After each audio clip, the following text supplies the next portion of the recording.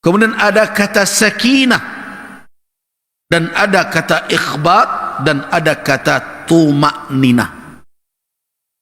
Ini perlu kita ilmui dahulu sebelum kita bicara apa asbab, apa faktor-faktor yang menyebabkan kita bisa meraih kekhusyukan dari sisi ikhtiarul insan, ikhtiar kita. Ingat, khusyuk ini tidak hanya sebatas ikhtiar manusia. Manusia berikhtiar. Ikhtiar manusia itu ibarat apa? Ibarat qar'ul bab, bagaikan mengetuk pintu. Itu ikhtiar namanya itu. Tapi pintu itu kita buka atau tidak, siapa punya kuasa. Orang di dalam rumah, kira-kira model itu kan. Kalau tidak dibukanya, tapi sungguh-sungguh lah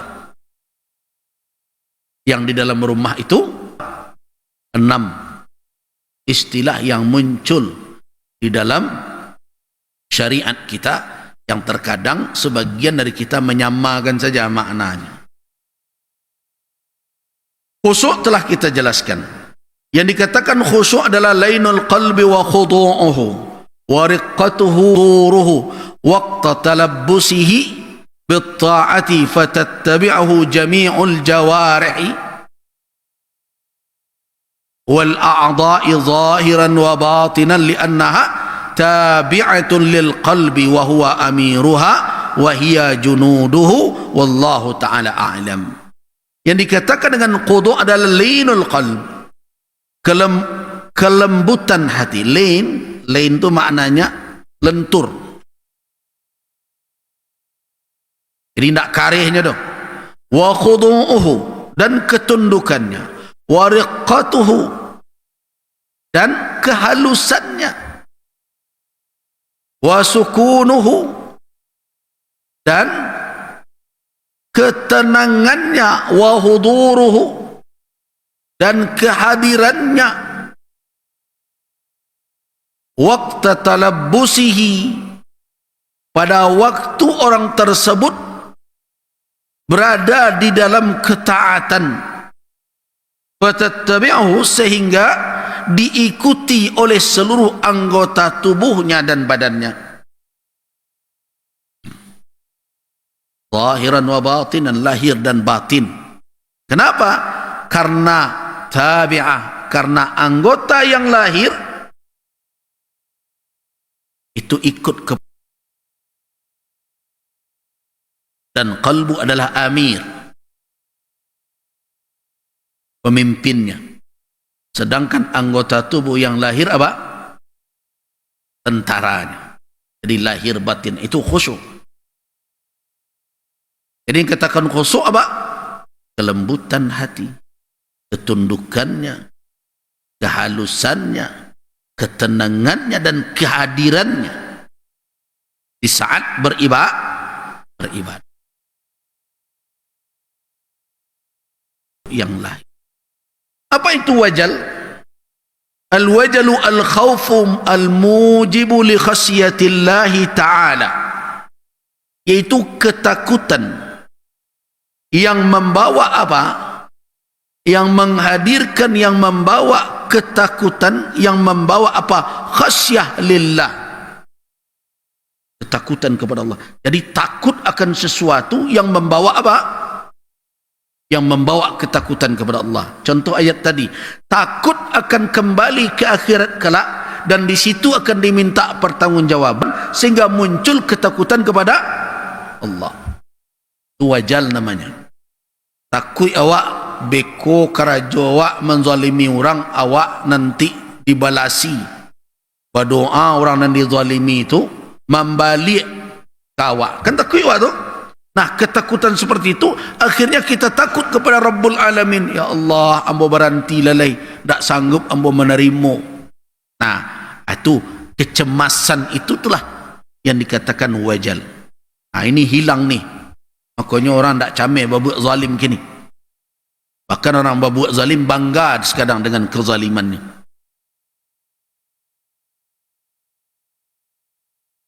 Nah, jadi yang dikatakan wajal apa? Cemas dengan sesuatu yang akan menimpa, akan muncul rasa takut kepada Allah. Nah, apa tandanya orang yang wajilat qulubuhum itu? Yang tadi dikatakan wa qulubuhum wajilah dalam surah Al-Mu'minun itu. Apa tandanya? Tandanya ayyaquma sahibuhu bi fi'li awamirillah. Orang itu tidak akan menunggu lagi untuk patuh dan taat. Bergerak dia untuk mentaati. Saya pernah para penanggung jawab lah di negeri ini cerita tentang LGBT sudah berulang kali. Nah, saya mendengar awak cameh buya. Kalau anak muda serupoiku bisa hilang generasi awak. Nah, terus saya komentar, yobana cameh. Aku bertanya yobana cameh itu lain caliaknya kawan. Yobana gitu. Tidak bergara-gara tu. Caliaknya. Kasih buya tu. Tambah kecian. Orang nan sabana cameh, tak mungkin aniang. Orang nan sabana cameh, tak mungkin selesai jo seminar saja dah. Orang nan sabana cameh pasti menggari. Itu wajal namanya tu. Apa tanda orang-orang beriman? Idza dzukirallah wajilat qulubuhum wa idza tuliyat alaihim ayatuhu zadatuhum imana. Kan ada kata wajilat di situ. Kalau diingatkan dia tentang Allah, kan kita sering artikan gemetar hatinya. Muncul apa? Ketakutan, kecemasan. Nah, kalau betul wajilat, apa alamatnya wajilat qulubuhum? Orang itu yaqum akan tegak berdiri, artinya akan melaksanakan apa? Bi fi'li awamirillah, melakukan perintah Allah, wa tarki nawahi, akan meninggalkan larangan. Kalau ada orang mengecewakan takwik tapi nyo kerajonyo dak je selesai. Tuduh to takwiknya tu. Orang yang betul hatinya ada kekhawatiran, yang tak menampuh jalan yang akan membuat dia menerima akibat dari perbuatan salahnya. Tak mungkin.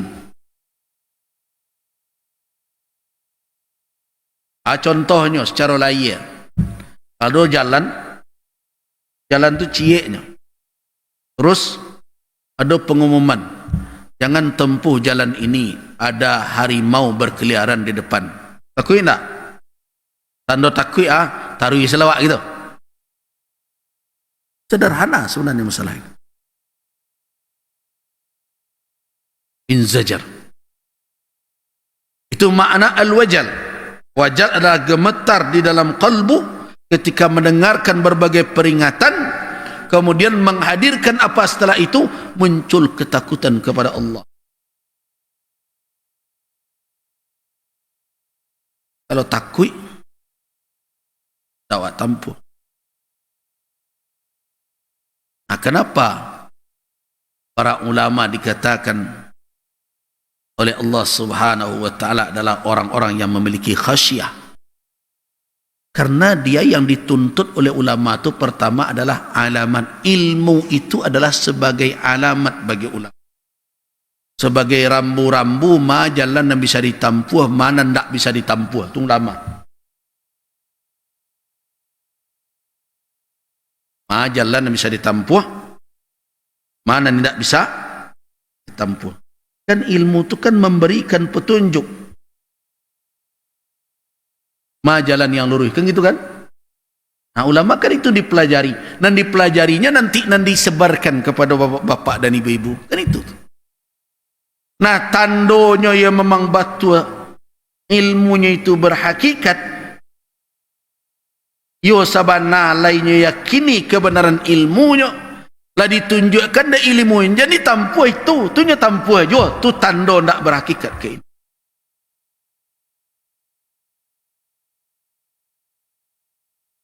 Ulama tu ndak dilihat dari mana dahulu, dari cara bicaranya. Tidak dilihat dulu dari retorikanya. Tapi lihat dari mana? Dari komitmennya dengan ilmunya.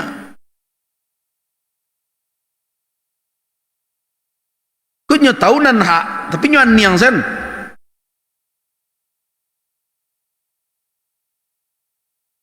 Sama saja jawabnya tuh. Makanya dijadiannya guru karena udah lebih dari apa?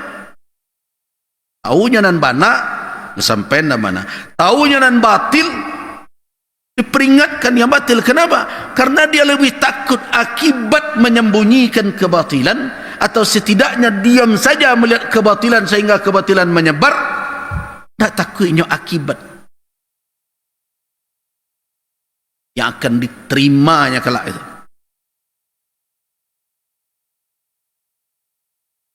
Nah, kalau betul dia orang yang berilmu, dia tidak akan cemas dengan apa jabatan pangkat yang sedang disandang, apa urusannya daripada bisu taniayo.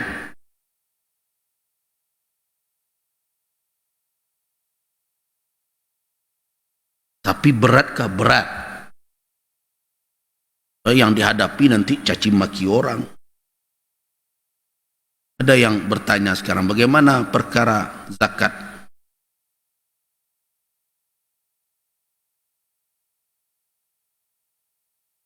Saya katakan, saya bertanggung jawab dunia akhirat mengatakan bahwa lembaga zakat itu bermasalah.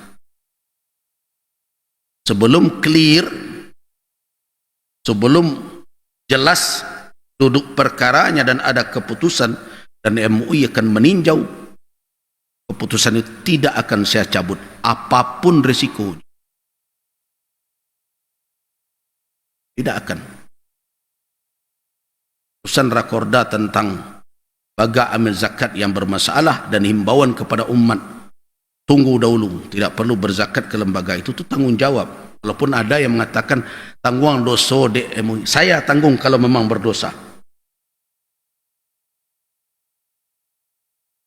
Malah ketika saya diam, saya yang berdosa jadinya. Karena itu ada fakta, ada bukti. Nah, jadi orang yang betul-betul cemas dia akan akibat perbuatan dan ada dalam ilmu dia, pasti dia akan takut kepada Allah. Jauh lebih ringan kena kecaci manusia kini daripada isu dicampak ke dalam neraka. Engkau tahu kan dulu yang mana lah orang jadi ketua ulama nganiang sengkau, tidak taluk dan bodoh. Berhenti jadi ketua MUI, tidak ada urusan doa. Hari ini belum ada laporan ke MUI. Yang ada baru adalah tindakan yang diambil yang belum lagi sesuai dengan apa yang diharapkan oleh Majelis Ulama. Ya, kita tunggu. Kemudian yang ketiga, kata qunut. Kalau kita perhatikan firman Allah Subhanahu wa taala dalam surat Ar-Rum, walahu man fis samawati wal ard kullun lahu qanitun, kan begitu?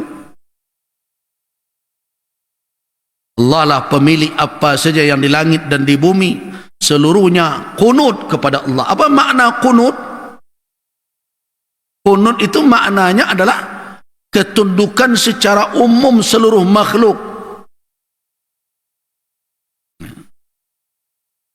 Itu makna qunut secara umum adalah ketundukan seluruh makhluk. Jadi gunung, pohon dan lain-lain itu diistilahkan qunut.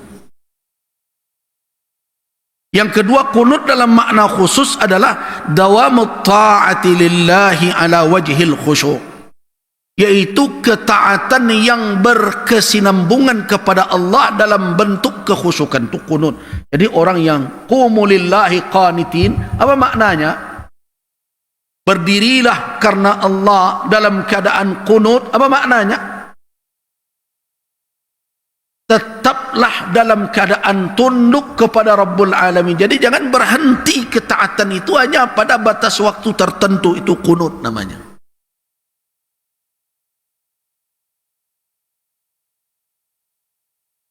Jadi kalau kita lihat qunut lebih luas dibandingkan khusyuk. Kalau khusyuk hina talabbus, ketika sedang beribadah. Kalau qunut di ibadah, setelah beribadah. Makanya orang-orang yang salat diperintahkan oleh Allah untuk apa? Qumu lillahi qanitin.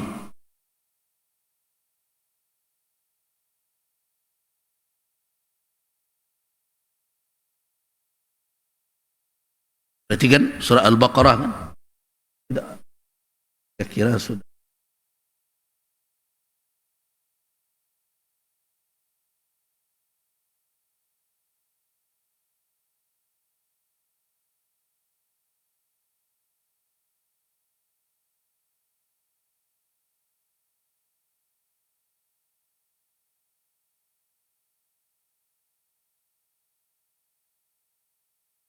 Sudah ada beberapa ayat yang memakai kata qunut.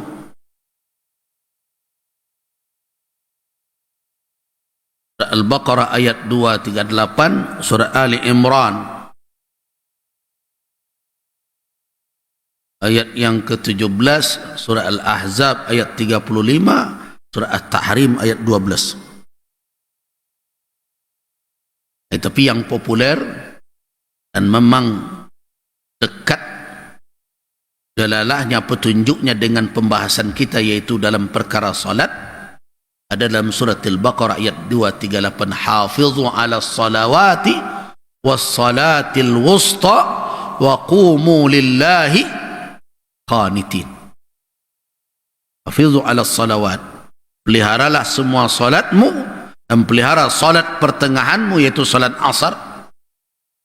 Berdirilah untuk Allah dengan penuh. Diartikan khusyuk di sini. Tapi makna qunut apa di sini? Adalah dawam, berkekalan di dalam ketundukan dan kekhusyukan.